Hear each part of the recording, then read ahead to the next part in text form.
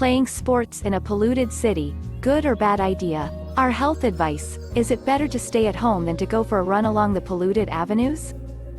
Exercising is good for your health, everyone agree. And everyone also knows that air pollution has an effect on the body. So some are wondering, is it better to stay at home than to go running along the polluted avenues? Or is it still beneficial to play sports, even in a polluted environment? Le Figaro interviewed several specialists. In the event of intense effort, the ventilatory flow, that is to say the volume of air inspired per unit of time, can be multiplied by 10, underlines Dr Gilles Dixsaut, doctor and president of the National Committee Against Respiratory Disease. However, this air very often contains various pollutants, mainly from road traffic, urban heating and industry, sulfur dioxide, nitrogen dioxide, ozone, but also fine particle. Logically, the health risks related to the inhalation of particles therefore increase in the event of physical activity. But these risks depend, among other things, on the size of the particle. The smaller they are, the deeper they penetrate into our body. PM 2.5. Particles with a diameter of less than 2.5 micrometers. Editor's note. Go to the pulmonary alveoli, explains Dixsaut. Carcinogenic, irritating. Their effects are diverse, and they can also promote allergies to pollen, or even amplify the carcinogenic nature of other substances, such as tobacco.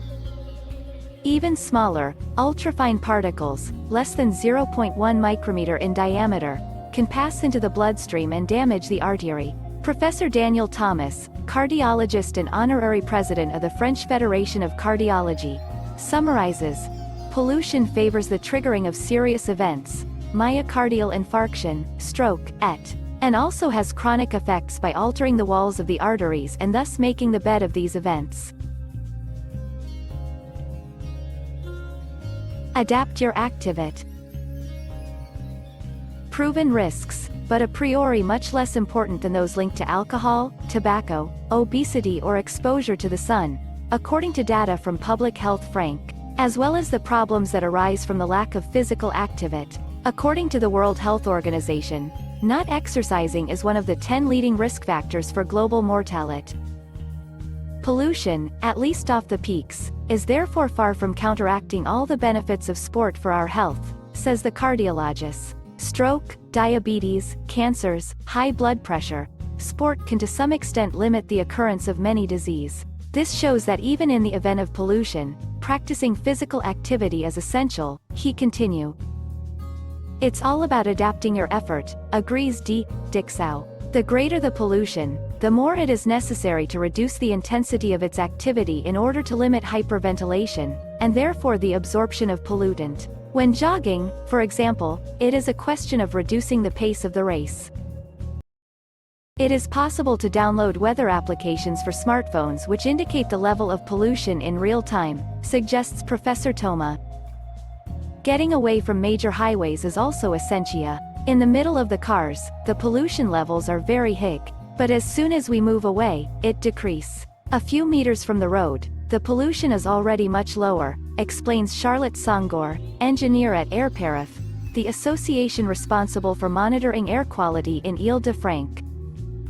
Since this decrease is significant from the first meters, taking the pedestrian streets or staying in a park, even in the city center, already makes the difference. Work carried out by Airparif in 2008 showed that cycling on a cycle path already reduces exposure to pollution, an advantage all the more marked as the track is far from the road.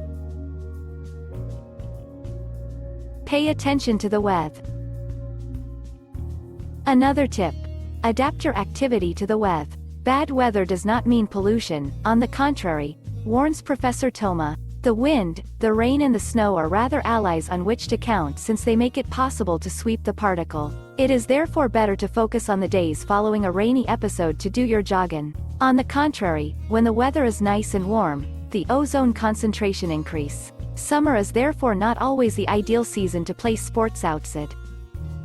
We must also be wary of the phenomenon of temperature inversion, accentuated in autumn, winter and spring. What is it about? When it's cold at night, the ground cools very quickly, and in the morning, a mass of warm air can block this cold, heavier air on the ground, explains Charlotte Songor. However, pollutants accumulate in this non-renewed eye.